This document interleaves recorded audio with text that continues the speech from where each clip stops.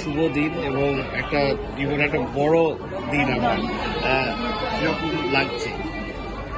কি বলবো, এটা একটা অন্য অনুভূতি। মেয়ে একদিকে যেমন আনন্দের যে মেয়ে নতুন জীবনে পা ফেলতে চলেছে, আর সেই জন্য আমার জন্য ততটাই দুঃখের। মেয়ে আমার বাড়ি ছেড়ে অন্য বাড়িতে যাচ্ছে, ওদের মনগুলো বোঝাই একটু। আপনার যারা নিমন্ত্রিত তারা সে কি বলছে? সবাই বলেছে এক্সিলেন্ট খাবার, থ্যাংক ইউ সো মাচ। মানে আমরা ভরসা করেছি ভোজনের ওপর, এবং সরকারবাবু সব মানে ইচ অ্যান্ড এভরি অ্যাসপেক্টে ওনার অ্যাডভাইস নিয়েছি। আমরা যেগুলো জানি না বলেছি যে কি করবো, দাদা যা বুদ্ধি দিয়েছেন আমরা সেই মতো কাজ করেছি। মানে he is very helpful and hospitality is very. আপনি একদম কিছু খাবার না, আমি কফিটা শুধু টেস্ট করার সময় পেয়েছি।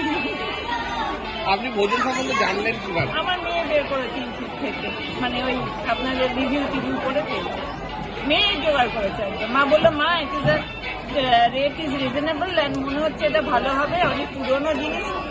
ঠিক আছে, লেটস সি, আমাদের কাছাকাছিও হবে, তো সেই হিসাবেই আমরা আজকে আমরা পাস করে গেছি, তাই তো? মনে হচ্ছে। আমি এখনো যদিও নিজে টেস্ট করিনি, তবে রিভিউ যা পেয়েছি গেস্টদের থেকে খুবই ভালো।